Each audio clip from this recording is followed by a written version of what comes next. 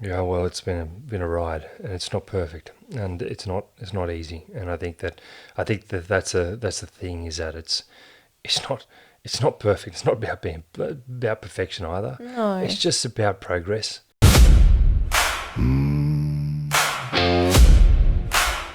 Welcome to hard ground.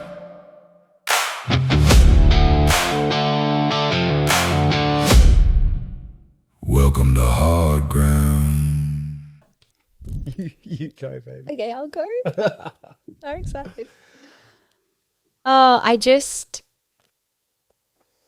want to say, we're doing this because we've had a few people ask about Man's Land, which was our old podcast, which was just Josh and I speaking together about lots of things, but a lot of relational things, between husband and wife in farming.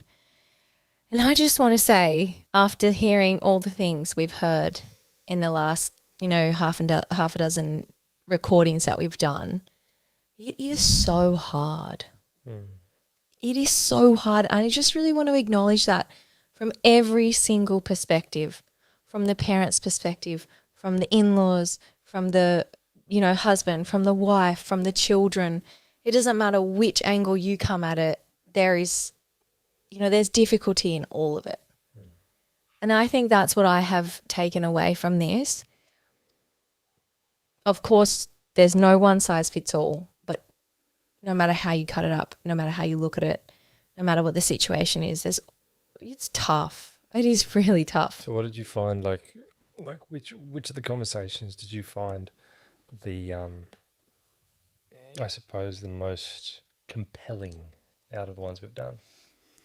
Well, it's actually the stories I keep getting sent in the background, I think, that are the most compelling. Because, and I'll just share a little bit about this one lady. I actually really wanted to read her story, and I have permission to read her story, and I'll do that on another time. But So not the conversations, but rather the what it's bringing up for people. Yeah, okay. Yeah, like I definitely have the conversations that I have felt be the most compelling. But what's really getting me is people sharing their stories off the back of this. And one of the big things is, for example, for this beautiful woman, she was in her 60s and she was really aware of succession planning, and this was in the 90s. And you can imagine how forward thinking that was for the 90s, because it was, if we think succession planning is a dirty word today, it was way worse back in the 90s. Yeah, I bet. It was thought of as this Sacrilegious. just you just didn't go there. And she and her husband, they didn't necessarily want anything. They just wanted everyone to share, everyone to talk, everyone to, be open about what they would like in life, what the parents would like. There was no coming in and saying, hey, we just want to do succession planning because we want to get our cut. It wasn't like that. So, guys, just whilst we're having this break, I just wanted to take this opportunity to quickly tell you about 10x podcasting. So, if you're looking to try and start up a podcast at all, let me introduce you to Tim Holloway, and his team have been instrumental in helping get our whole podcast up off the ground. We started from very little, and now we are just moving. It has just streamlined the whole process. We don't have to worry about so much of the back end that really can get in the way. So if you're interested in starting your own podcast, getting your voice out there, then go and email Roslyn at 10xpodcasting.com, and just drop them a line. But even just the suggestion tore their family asunder. And it's so sad because they had the right intentions. And I think that's what's made me really, that's what's been really sad about listening to all of this. We can listen to people like Ben speak about everything that he has spoken about, and you can be really aware. You can come at it with the right intentions. All of those parts can be coming together in that puzzle piece. But if one section of the family is just either really unreasonable or really hurt, or they have an idea in their head that's not necessarily the case, it's nearly impossible. And I feel a little bit discouraged, if I'm honest. I do feel discouraged for people. I don't want to discourage people from actually starting those conversations and having them, but I want to say I get it. I get that you could do all the right things and it's still really tough. Really, really tough. You're sort of seeing in some of these situations there's a hopelessness. Yeah. Well, I suppose you could definitely understand that. What did you like? Did you reflect on our own situation at all when you've been listening to a lot of these, or when we've had these conversations? Oh, yeah, but I feel we're so blessed in comparison. I know we've all had our ups and downs and stuff, but even the way our farming family love each other, and even the way that my mother-in-law is adorable and loving, and yes, we annoy each other sometimes, but mostly not. Like she's like one of my best friends. That in itself, that one aspect there, that is huge. I just mean, like, I just look at this is reality. Like, okay, so yeah, we've got this problem. The problem sits at like, I mean, it's a combination of values. It's a combination of communication or the lack thereof. There's the fear associated with the uncertainty of, what's my life going to look like when this changes, or even the fear of change itself. And I think there's a lot inside of just that address alone. It's small and simple, it seems, but it's got a lot of weight behind it. And then when you rock the boat, or if you are the one who rocks the boat, then you get labelled with a stigma as the one who does that, or whether you're their daughter-in-law or the son-in-law or the son or the daughter or whatever, or the mum or the dad, whatever it might be. But if you bring that up, then I think it's like, first I think it's the first step, and it's never clean cut. It's messy, especially if you're trying to navigate it on your own. I just think about my own journey in this. I do. I really do. Like I think like when I kicked off in this whole self-awareness thing, like you get caught up in the tract of becoming self-aware, right? Because if you're not self-aware, then how can you help a situation if you yourself are a bag of nails? And that's a confusing place. You can get really caught up. Like you can get pretty caught up in making it all about you. Because even in the word self-aware in itself. That's because of the self-help industry, though. Yeah, it is. It is. I mean, like, and I don't want to go down that path necessarily, but there's a lot of stuff out there that's, like you say, it's very self-focused. It is. The thing I would say, you have to be careful here, because I know we've spoken about this before. It was where I needed it to be at the time. Yeah, I agree with that. I struggled a lot. Yeah. I struggled a lot, and we know this. I struggled a lot going through this process. I was one, just like so many others that, are part of the audience, that's why we can talk about it, that struggled through this whole thing, and it was a mess. What thing are you talking about? Just Succession, or well, yeah, but even the conversation, even being the person to bring things up. Sometimes it took a bit even to recognize that succession was what I was driving towards, because again, the stigma of the word succession, it's sort of invasive almost, and so you don't even think that you're going there. You just want a little bit of help. You just want to be able to help communicate. You just want someone to hold the space for you. You want just to be able to stop the roller coaster in your brain from going round and round in circles, and the madhouse to just pull up for a second. I even see, like you said, what's my reflection on in our own situation? I see that really, and I'm not saying this as like, maybe I don't want to admit this, but that I was the one who pushed for succession a long time before anybody else, through you. Obviously, I was never going to say it myself, but I came from a family who loves this kind of stuff. Yeah, but your family wasn't doing it. No, but constantly from the outside looking in, just being like, we need to talk about this stuff. We need succession to happen. When did you Well, I was the one that suggested George, straight up. George? Yeah.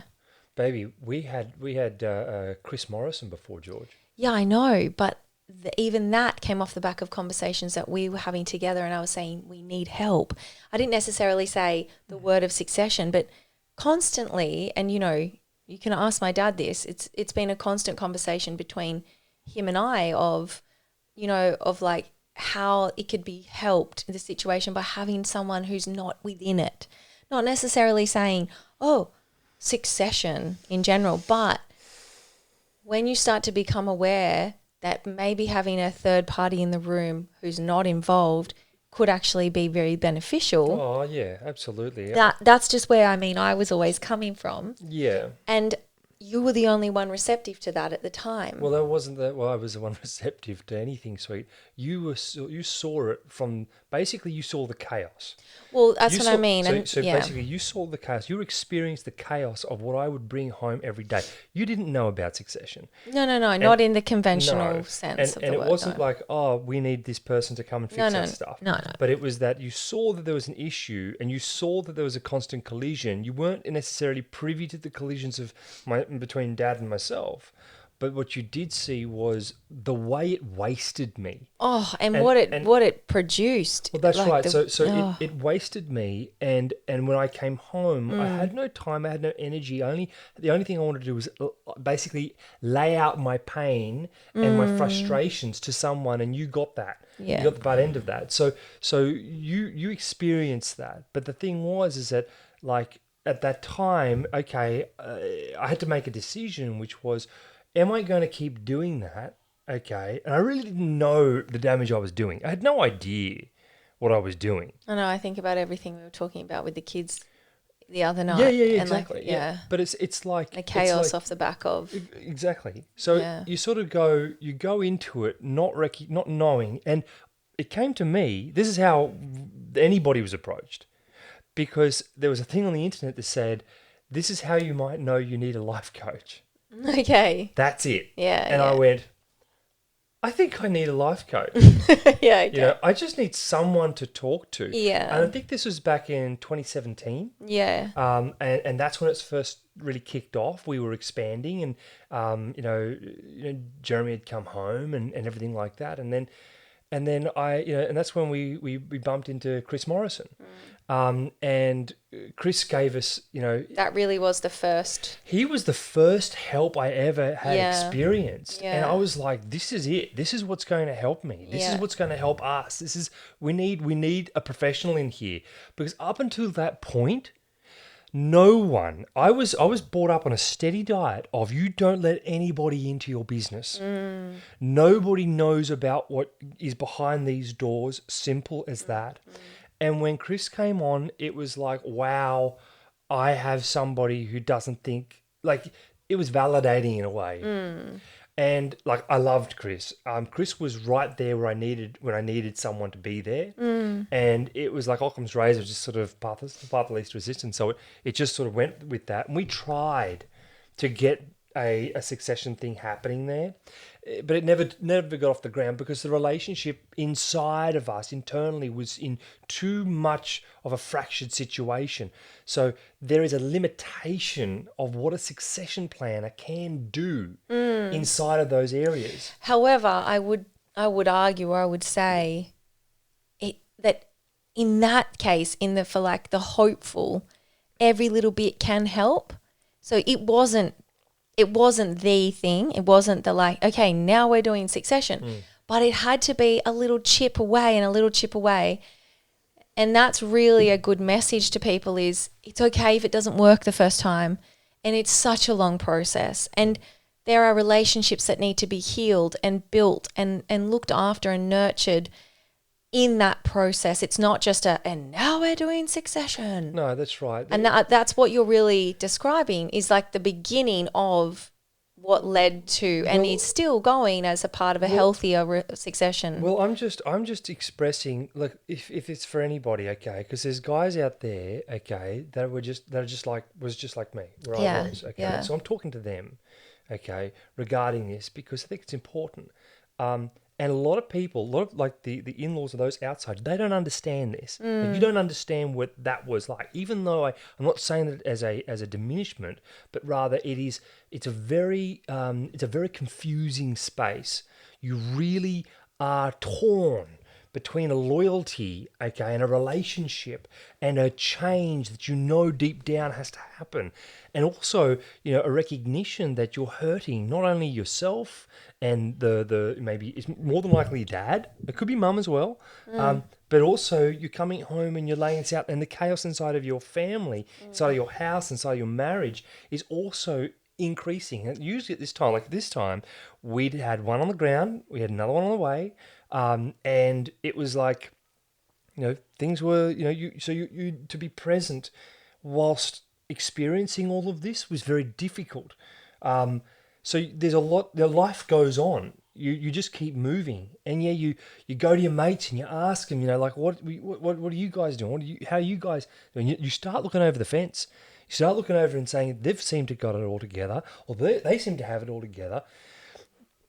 You convince yourself that your problems are unique to you.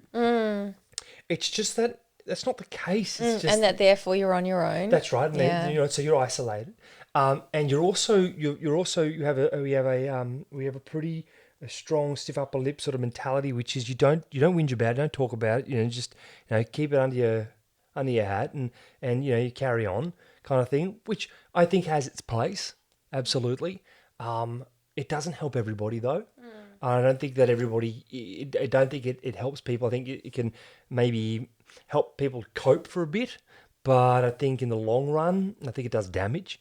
So you go from there, and for me, went right into the self-help industry, drank deep of that, got into all the books, read all the books, and fights just kept on going. We just kept fighting, and it was bloody awful. It's awful because you love the person you're fighting. So much, yeah. You love them so much. I am so grateful for my dad because he never gave up on me. Never did that. He would have it out, and I could see that he just didn't understand what the hell to do. But he never gave up on me.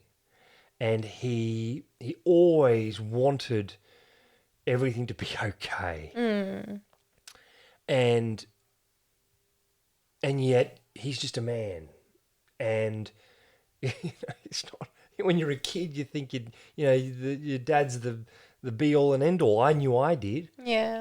But you grow up and you realize that, hey, actually there's a little bit more to this picture, and it's not so simple.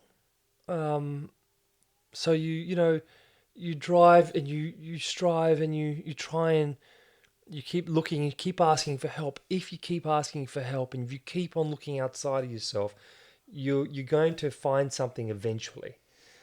Yeah, I think that's so important because I think what you've touched on and the chaos that you talk about in even just in our home, it's so big. It's so big. And yeah, for any, I suppose, husbands out there, that there's kind of a situation where you get to and you want to tell your husband, your farmer, I need more help, or it's not quite enough. I don't feel like we're a team all the time, but you can't, because if you do, it's too much. They're already dealing with so much, but you're also dealing with so much. And I think what you're saying is so important, because once you've found help and once you've found, and you can tell that side of it, I know there's a lot to that. It made me feel safe again and gave me certainty again that I knew I could depend on you, because there was a time where I definitely I didn't see that because I was so scared of putting too much on you, because I already knew how much you had on. Yeah. Yeah. And that was the killer. Like when I finally woke up to it and realized that that was what I was doing, and that I was providing very little in the way of support for my wife, even though, yes, it was monetarily and everything like that. Yes, you were, you were provided for in that regard. I wasn't present, and I would, like I've sort of spoken on before, but I didn't want to come home to the chaos of the kids and what you were going through. And even though all you needed was a hand, I didn't really want to do that. I wanted to stay in my ute. I wanted to stay out in the paddock. I wanted to remain detached from it because I just couldn't take any more. Yeah. And that's where I think a lot of guys get. They don't want to talk about it, and I bloody get it. But you get to a point where you're like, if I take on any more load, I'm going to break. Yeah. I'm going to snap. Sometimes it comes out like just an angry spat or whatever, but it just comes out. Maybe it's like a lot of the time we just go very quiet and we go very detached. And numb. most women know that. They can see it, and so they don't want to step No. close to the edge because they know it's there.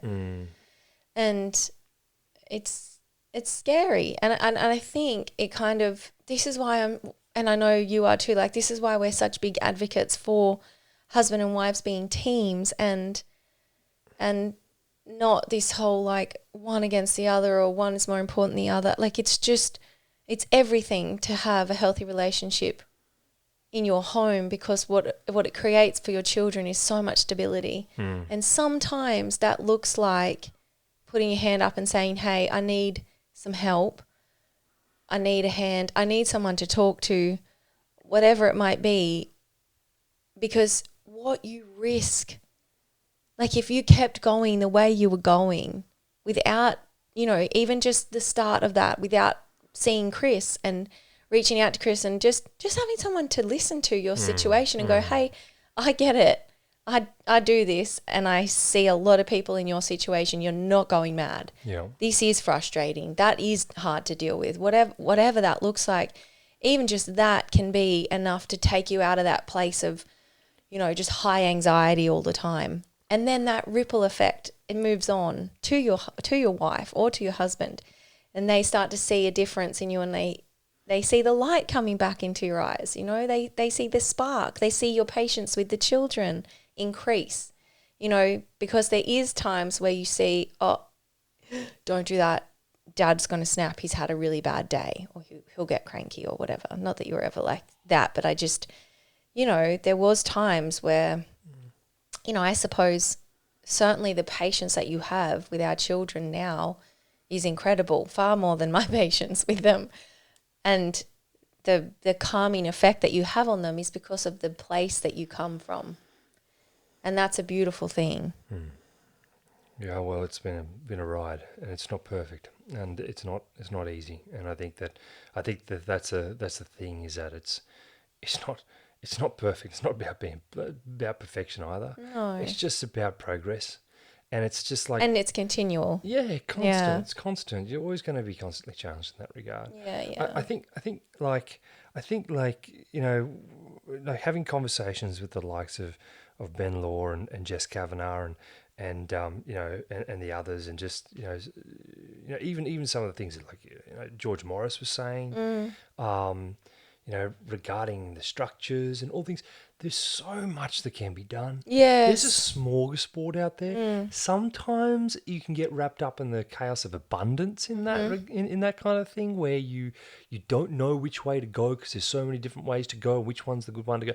We hope to be able to narrow that down a little bit for people through just having conversations with these, groups and these entities. So, I mean, I think that look. First and foremost, no one's alone. I hope, if anything, this conversation can sort of allay that a little bit, in the knowing that if you are struggling like that, if you are feeling like you're going somewhat insane from the frustration, just the sheer frustration from my point, your problems are not unique. They're not. That should give you comfort. Even though sometimes you would like to believe that your problems are unique. They're not. we all have very similar problems that just take a different shape and different personalities. Like, I haven't heard this enough. You don't understand. You don't know my dad. Yeah. You know? And I'm like, oh, yeah, no, I think I do. Yeah. I probably have an Probably idea. do. I have an idea. You know? Yeah. Like, oh, no, you don't. My dad's this. I'm like, yeah, okay. I get that. Yeah, all right. You know, and there'll be maybe one or two things are pretty extreme. But for the most part, Very similar. they're just people. They're just men, you know. And that kind of thing is, it's all relevant. It's too easy to get caught up in your own stories and your own traps and your own shit, and just let it keep on festering there. Like George was saying, the festering aspect. Yeah. It does. It festers. And we love it for some we reason. do. You get addicted to it. It's funny that you say that because it's kind of like, you know, Can I have your water? yeah, the conversation we were having with our 11-year-old, Yeah. and we noticed that sometimes she can start feeling upset about something and then she continues. That feeling of feeling upset is addictive almost. Yeah. Yeah. We love to wallow. Yeah. We love to be in our story and, you know, confirmation bias and seeing it everywhere we look and all that kind of thing. And it's addictive. It can do multiple things. It can confirm that there's nothing wrong with you and that the world is to blame. Yeah. Okay. It can give you a place to hide inside of the drama and the complexity that you add to any situation. And it can help you to retain control, or the illusion. The illusion control. of, yeah. Whilst all the time never making anything better. You just sort of sit there, and if you're prepared to settle for that, then I think that's all the best with that, mate.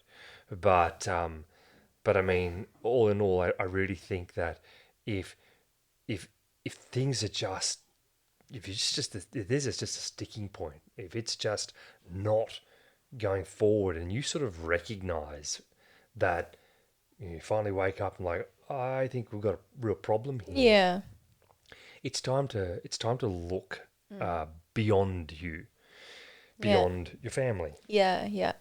And I think hopefully, like you touched on just before, that by us having conversations with multiple different people, we might be able to, get a little bit of information about those people out to our audience. Because one thing that has come back quite a bit in the feedback has been, oh, we got ripped off by succession planners, or we've had really bad experience with different succession planners. So, our mission here at Hard Ground is to have those hard conversations with potential people in that industry that you might want to choose, and you can get a little bit of insight into their values and what drives them. Yeah. So that you could say, okay, I think I could trust that person. I think I could relate to that person. I think they might relate to me. Yes, I might call Jess Kavanagh, or I might call George Morris, or I might call Ben Law, whoever it is. But we're hoping to do a bit of the legwork. Well, I think that's the thing. It's like what we did with George in the webinar. Yeah. It yielded a lot. Like, a lot of people turned up. A lot of people stayed. A lot of people wanted to hear. We're going to do the same thing with succession planners, okay? And with that, I think we need probably a board of succession planners rather than just I agree. one. I think we need maybe 3 on there. And do the same sort of thing, call out the event, have everybody hop on the webinar, and then, have the conversations and, run it a ask little the bit. questions. Yeah, get the be a little questions bit like, happening. hey, this is my scenario. What might you suggest? Blah, blah, blah. Have some interventions. Yeah. And just sort of line up and let people see that there's a reality that, some people are happy, or at the point where they're like, we need a hand, we'd like to actually talk about this. And for just to encourage people, yes, some people are not great, and everybody gets that. I totally understand that. We're all But people. there are some people who are fantastic at what they do and really incredible communicators and just change the way, even just for yourself and your own family. Even if you don't work out the situation with the farm straight away. The difference that happened between you and I in our marriage was everything. Everything. just from starting those conversations. Well, I think yes, it was. There was a lot that changed for us, although we had a strong marriage from the get-go. But it's not But without.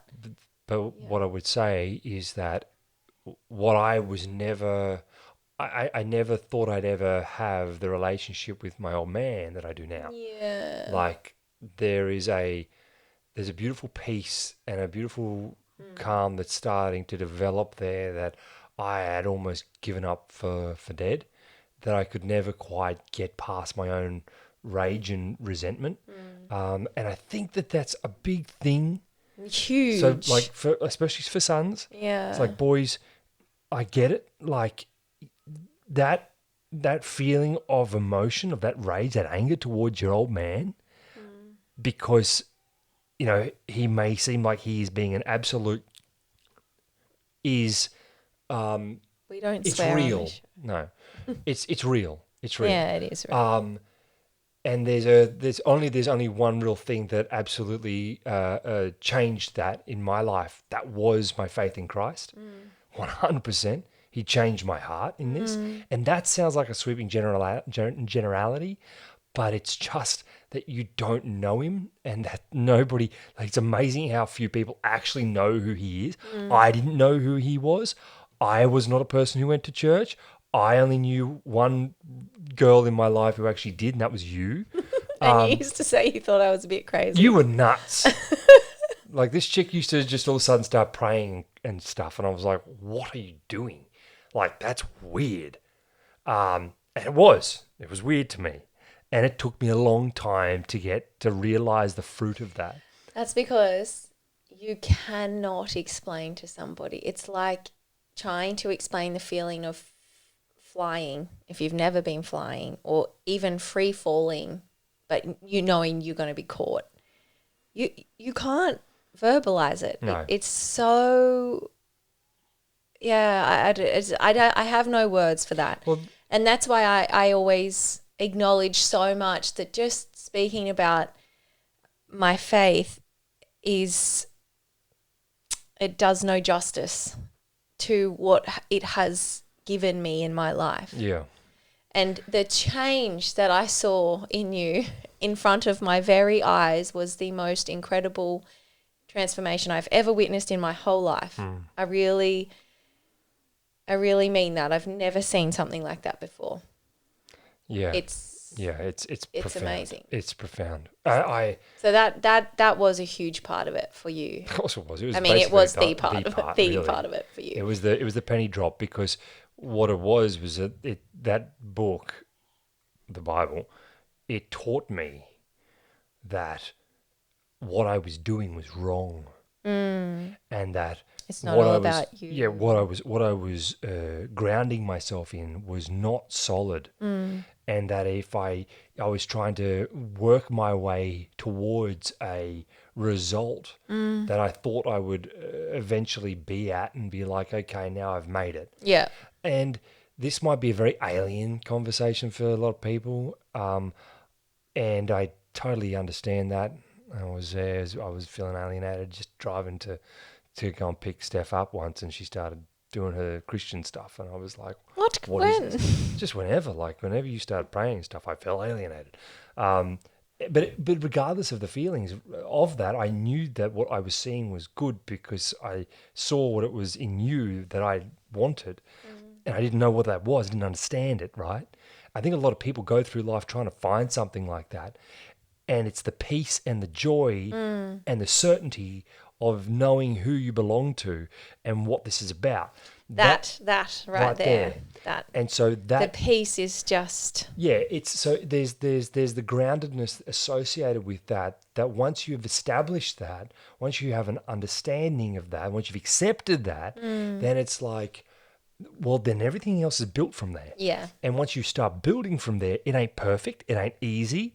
Okay, it's not like all your problems are going to go away, and you're like, don't think you're going to be all of a sudden a nice moral person because you are. Good luck. It's not a matter of that. It's that you can start entering into that chaos zones that a lot of people just, like, I knew that there was only so many more of those I could go into before it was going to be over for me. Like, that was the fact.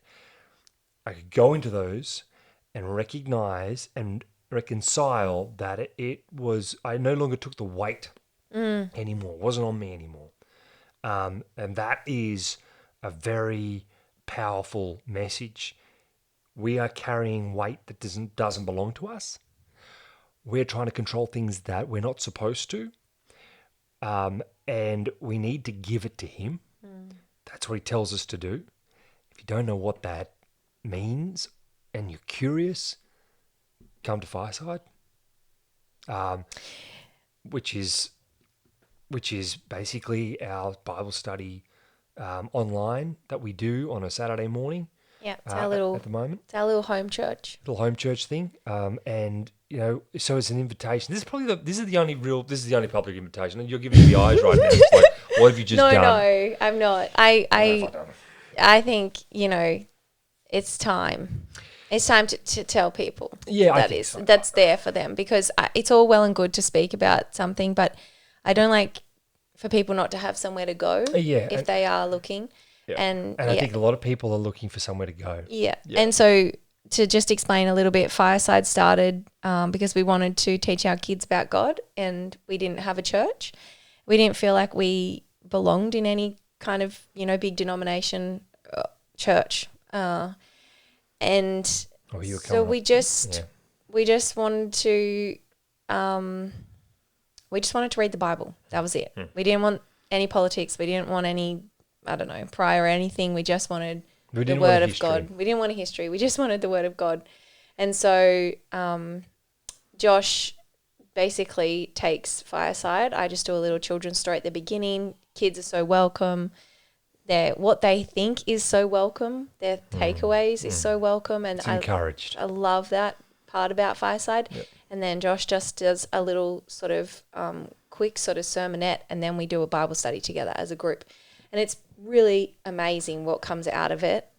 And what is wild to me is that I kind of married a whiskey drinking cowboy, and now I'm married to a man who leads a small congregation of people in the Word of God. So that's a mind blow, and anyway, and I love you. Anyway, I love you too. Anyway, it's funny because we had just I think Lily just added 2 other numbers to the group. We have a great crew. Yeah, we have a great crew. So, and we have Gigi Pa, who's my grandfather. Who anyway, anyway, I won't talk too much about it. If it's something that you're interested in, if you are looking for somewhere to go, to explore, if you're curious, because honestly, this all came out of a place of curiosity for me. I just wanted to start reading the Bible, and the reason it's called Fireside is because I lit a fire outside, and I would sit there in the dark and start reading, and then the kids started to come out, and then Steph would come out as well with a blanket, and we had hot chocolates, and then the family, Steph's family came, and then they wanted to still be involved, so we set up a computer, and we couldn't have it outside anymore, so now it's all inside, and it's all online. So, and that's basically it. It's strictly just the Bible. Yeah. But anyway, talk about that as if you'd like to know, just message us on Instagram or whatever. Yeah, this is crude. Or Facebook. I hate Facebook. Steady on. Anyway, but anyway, so I think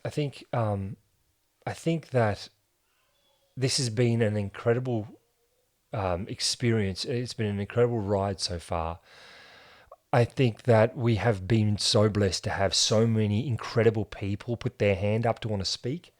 So many of you have actually written in and expressed your struggles and your stories and your gratitude and your victories and so many things. We've met so many people that have just come out, and you're brilliant. You're truly brilliant. Yeah. And so just keep that up.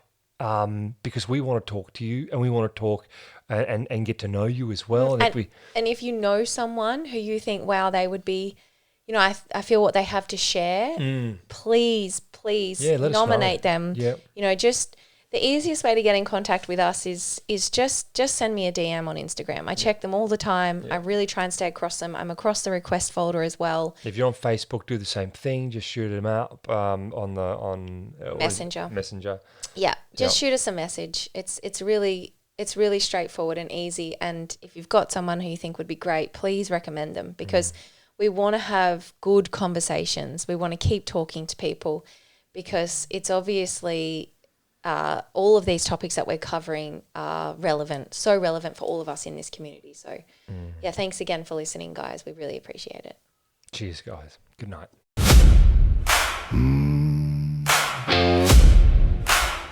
Welcome to hard ground.